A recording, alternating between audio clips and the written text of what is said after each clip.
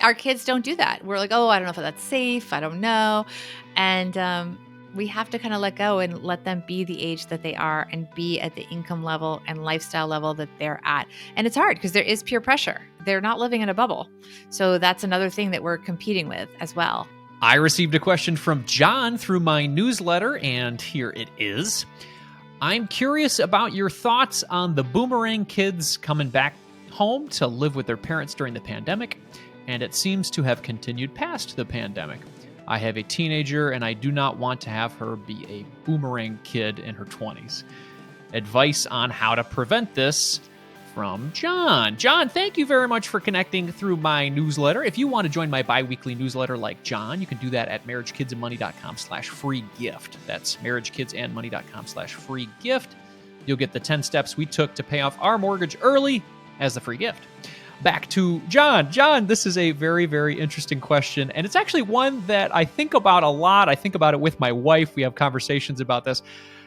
We're raising kids with a lot of privilege, and we recognize that. So how do we keep them humble and eventually independent? Those are the thoughts that are running through our head here in our house. But since I don't have teenagers yet, I thought I'd get a little help from a parent and an author who knows teens very well. So to help me answer your question, John, I've invited Bobbi Rebell on the podcast today. She is the author of Launching Financial Grownups, Live Your Richest Life by Helping Your Almost Adult Kids Become Everyday Money Smart. When Bobbi is not helping launch financial grownups, she enjoys spending time with her husband and golfing. Welcome back to the show, Bobbi.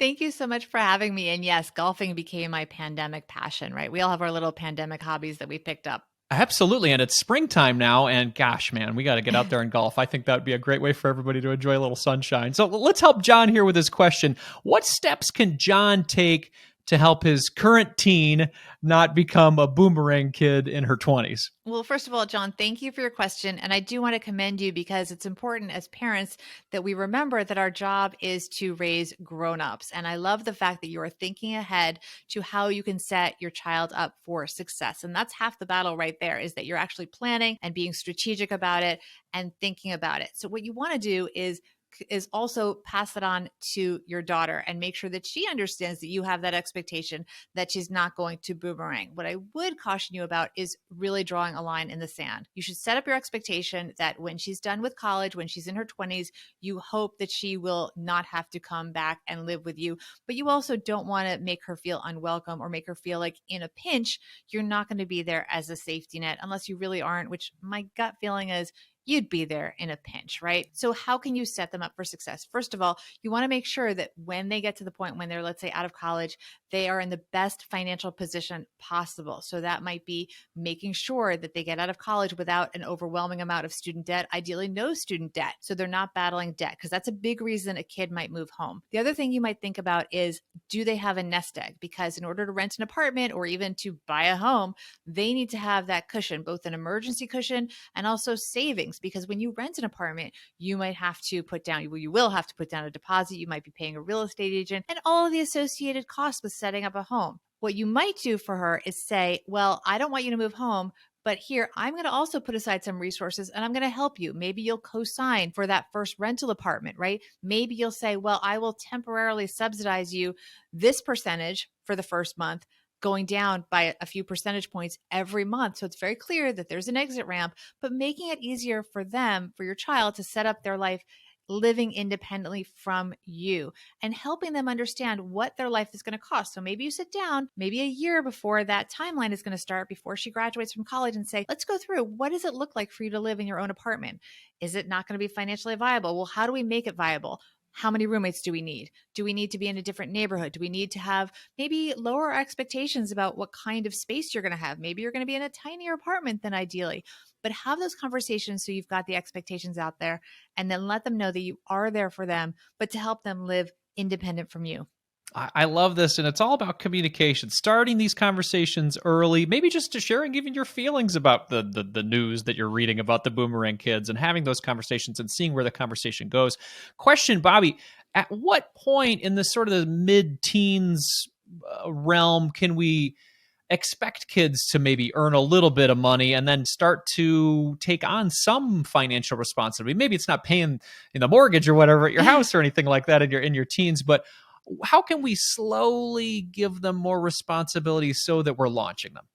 I love that question. So that is why I start my book at age 16 and it goes to age 26 is sort of the range of the kids age that I focus on. And that's primarily because I chose 16 because that's when in most states kids can start to drive. And that's the first big financial responsibility that a lot of kids have. And it can be a motivator for them to start earning money independently. That is not to say that they should not and cannot be earning some money in different ways when they are younger. I'm all for the lemonade stands. I'm sure you've put your kids to work in some way. But Oh, you kids, know it. yeah, kids definitely, kids like to earn money, whether it's even for just chores around the house or if they're earning money to raise money for a fundraiser for school, that's still earning money, even if it's going to a charity. So it's not to say it shouldn't happen earlier, but in terms of having a real tangible responsibility, like a car, where maybe they can have skin in the game by paying the insurance, by paying for their gas. It's cars are complicated because sometimes we want the kids to have it so that they can take the burden of driving their siblings around and stuff like that. So it's delicate how much we want to say you got to pay for the car yourself. Sometimes it makes financial sense for us to subsidize that car, but that's sort of a good starting point. And it's also an age when businesses of people that you don't know, strangers might hire them because 16 is sort of an age that for many kids, they have the maturity to be able to handle a job at, maybe like a chain store. I know I had jobs at a local bakery growing up. I worked in the gift wrap desk at a small department store in high school. In college, I worked at a store called The Lodge, which is kind of like the Gap. It involved a lot of folding clothing in a very specific way, Andy. But it teaches attention to detail. That's the truth of it, right? Absolutely. And Yeah. inventory day was always fun. Always. Oh, I always yes. seem to have classes on inventory day, and I couldn't go in there in college. But I had a yeah. really excellent job at Eddie Bauer folding sweaters as well when I think I was 19. They played the same loop of music over and over again. I think it was the same 12 songs. So Manic Monday, I probably heard Manic Monday probably 7 times in a shift. So I was about to lose my marbles at that time. But as you said, it's humbling. So we're opening up communication. We're starting by sharing expectations, maybe setting some goals like you're talking about. Maybe, hey, this would be good to have a little bit of a down payment money, or not down payment money, money for when you get your first place, first month's rent or something like that. And then helping them to feel comfortable, maybe empowering them a little bit with a little bit of income. Talk about outside of the financial benefits of that. What are the emotional, I guess, physical benefits of a teen gaining some responsibility? It gives them so much confidence, and it gives them faith in themselves to know that you believe in them and that you don't feel the need to constantly rescue them, that you believe they can do it. And we all how many of us still have imposter syndrome, right? We kind of feel like we're faking it all as we go on through life. We want to give our kids the confidence to know, it's not just about competence, the information, it's also about confidence that they can do it and understanding that a lot of these things are not as hard as they may think. And so I think that's really important. I think that's great. So you are a mom. You've had the opportunity to maybe see Boomerang kids come back at your house. Tell us about how this has fared in your life. So first of all, to be clear, I'm very much still in the thick of it. And this book came about because I was having my own struggles. Let's be honest. I have all the information on paper. I'm a certified financial planner. As you said in that lovely introduction, I spent years reporting on business news. I have lots of information about the Fed. It's great. I like to joke. I spent 10 years reporting that the Fed did nothing. Now they're finally doing something and I'm not reporting on it every day. I was going to say it's all the news now. Yeah, now it's all the news. But even now they haven't done that much yet. But anyway, inflation's out of control, but they're the Fed funds rate. Anyway, I had all this information and yet somehow when I told them to do stuff, they just didn't do it. They said they would. I have really good kids. They were earning money. I was telling them, open up a Roth IRA. And I said, here's my guy at the discount brokerage. You can attach to my assets and they'll treat you really well. Because, if you have certain asset amounts, you can get, and that's a big tip, you can get better mortgage rates, all that, if you have a certain level of assets in one place. So parents should attach their kids if they can get better service, or lower fees by having more a combined balance at a brokerage firm or what have you. But I said, you're welcome to go on any app you want, just tell me so I'm aware of what you're doing. However it works for you to set up your Roth IRA, do it. but let me know. And it just wasn't getting done. And that's when I realized that it's not enough to just know what your kids should do. There's a lot of psychology in this. And even though I definitely interviewed money experts, and by the way, we didn't mention this, you were in the book, featured in the book, Mr. I Hill. talk about imposter syndrome. You calling me an expert. You are it's all sorts definitely of an fun. expert in the book, but I have money experts. I have parenting experts, but I think the best experts I had are the financial therapists, because there is so much psychology in the way that we can teach our older kids about money. It's much more complicated. Little kids, I can't say they're going to do what you say. Any parent knows you can't really tell a toddler what to do. And you certainly can't tell an elementary school kid what to do. They're going to have their own ideas. But when the stakes get higher and they're older, it really is hard because there are always other priorities. And the pandemic, by the way, was sort of helpful because we had a captive audience. So when the kids boomeranged back during the pandemic, we had all 3 kids were living at home. We have a 14-year-old and then 22 and 25. They were all home for a while. We did have a captive audience. And I will say that helped our relationship evolve a lot and created a lot of discussions, even though living, with your adult kids is not always the easiest thing. To the point of our question from John earlier, there are a lot of benefits to having those conversations without the distractions of them constantly going out with their friends or running off to activities. It was really the first time that we had family dinners, and the value of sitting down at a meal with your young adult kids should never be underestimated. It's a great way for things to just kind of come out. If we put the phones away, I should say, put the phones away just for a few minutes. Yeah, it's tough, especially as they've gone off and been on their own for a little while, and they come back, and then, I've got something to share. Oh, do you? Because I've got my phone here, and I'm out. But well, yeah, and they come back. They want to be treated as adults with all the benefits of children, which is complicated. So that worked. Right. Remember when we had 15 days to stop the spread? So that whole thing worked really well. For the first 15 days, sure, I'll do your laundry. Sure, we'll make every meal for you. But then as time goes on, they did need to step up and start, acting as adults living in their parents' house. But as adults, it's a different relationship. Well, you probably did a lot of conversations, probably a lot of research with this book about maybe some situations that have gone awry with this continuation of living at home or boomerang back home. What can this do to a grown adult that's trying to make good with their own financial situation when they've got boomerang kids at home?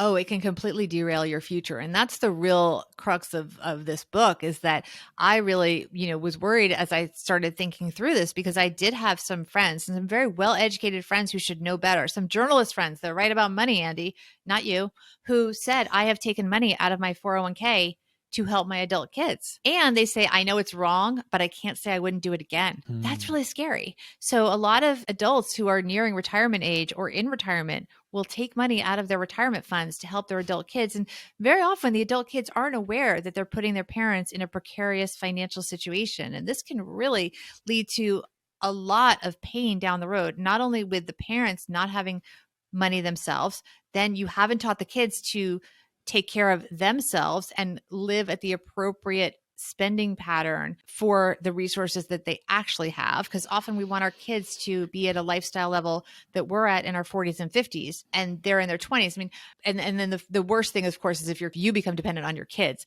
That's the worst case scenario. But where I see a lot of problems, and I see this in my husband and me as well, is that we have to remember, you and I were joking about the jobs we had in high school. Well, we have to remember that, my husband's first, apartment out of college, he says, was terrifying. It was scary. I mean, I would say your parents should have subsidized you a little bit, but they weren't going to do that in that generation. They were like, they just, it was like, you're done at 18 and that's it, whatever, you're done with college. We paid for college. You're on your own. And that's what he could afford.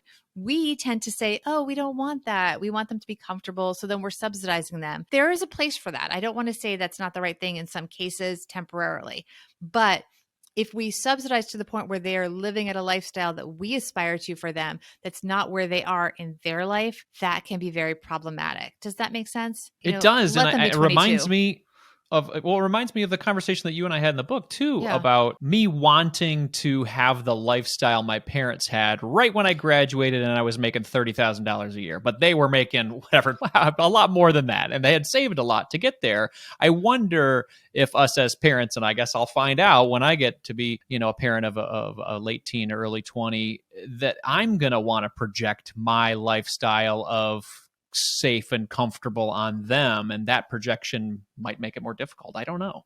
Yeah, I think that happens a lot, that we as parents sort of forget how we actually lived when we were 22 years old. And I know that I stretched to buy this apartment when I was 23. And I even saw, I'm still good friends with her. A friend of mine that I worked at CNBC with, she did a similar thing because New York real estate was very cheap at the time. I bought a $90,000 apartment. It was not the fanciest apartment, let me be clear, but it was still $90,000 for, a studio apartment in Manhattan. But I had no cash. I was very house poor, and we would literally share a 99-cent box of macaroni and cheese, the two of us, because she then did, we saw how cheap the real estate market was. And by the way, we did do very well on those apartments, but we had stretched. And so we lived on that macaroni and cheese rather than sort of spending money that we didn't have. And we have to remember that it's okay to be on a tight budget when you're young. It's okay to travel and stay in one-star hotels, or when you do a house share. I remember I did stretch to do it, but I did a Hamptons share. And I think in a house that probably is completely illegal, I'm sure. But let's say there were 4 bedrooms. So maybe there should have been 8 people there. There were at least 30 people. They put down this was so illegal. I'm sure it was illegal. I wasn't in charge though, but they put down like futons all over the place in every square foot of the house. And there were like 30 of us. And we literally just slept on these pads on the floor all over the place. But you It's remember literally that, crash and pads. that's going to be But it was age something you're going appropriate. to I remember mean, it was forever. the Hamptons. The Hamptons, if people know, is super expensive. And I think we paid under $1,000 for the share. And if you had done it properly, it might have been $10,000. So, and even the $1,000 was a huge stretch at the time. So, you do it, it's age appropriate. When you go to a wedding, share the room with 5 girls, and just crash, on the floor. Somebody sleeps on the chair, whatever it may be. I don't mean to burst anyone's bubble, but you don't need to do all the things at that age if it's not in your budget. If it is, God bless you, good for you. But for many of us, it just wasn't. And we forget that when we traveled, we did stay at youth hostels, literally. I remember going up 5 flights of stairs at a youth hostel in Amsterdam, bananas. And they hand you I your remember sheets. that They as hand well. you a pile of sheets, right? Community bathrooms, bunk Yes. beds. I was there too.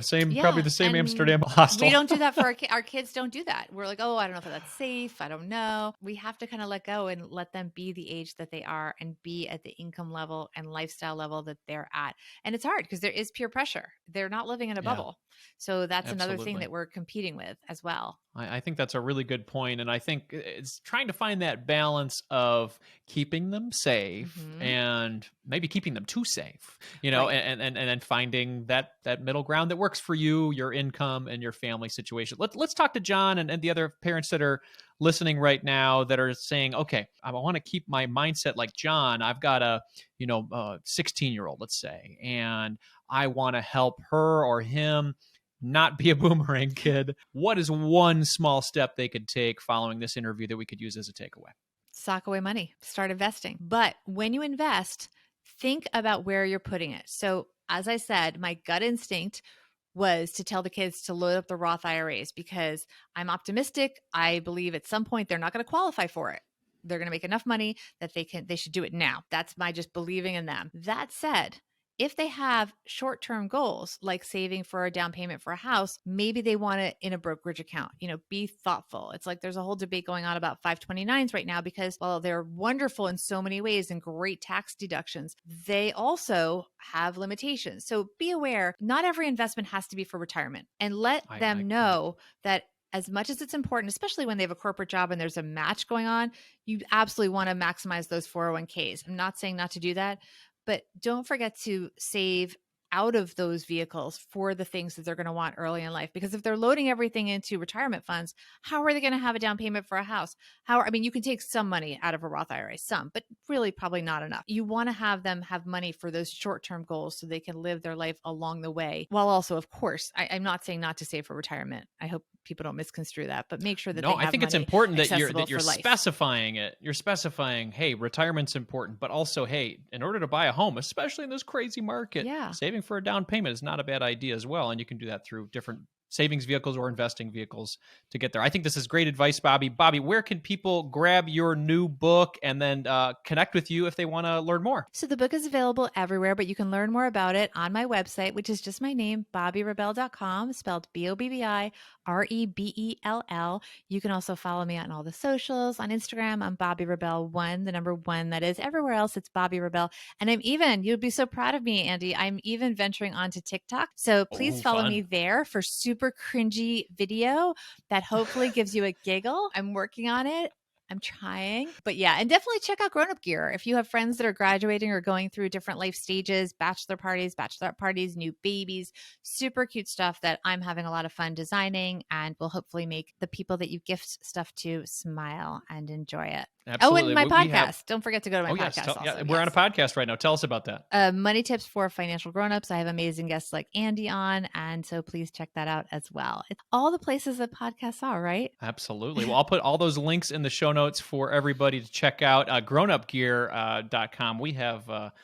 Nicole's really enjoying that shirt you sent our way. Thank you very much for that. So we'll put a picture of that in the show notes as well for everybody to check out. Bobbi, thank you so much for your time today. I look forward to connecting again soon. Thank you for having me. And thank you for being in the book. Absolutely. Check it out, everybody.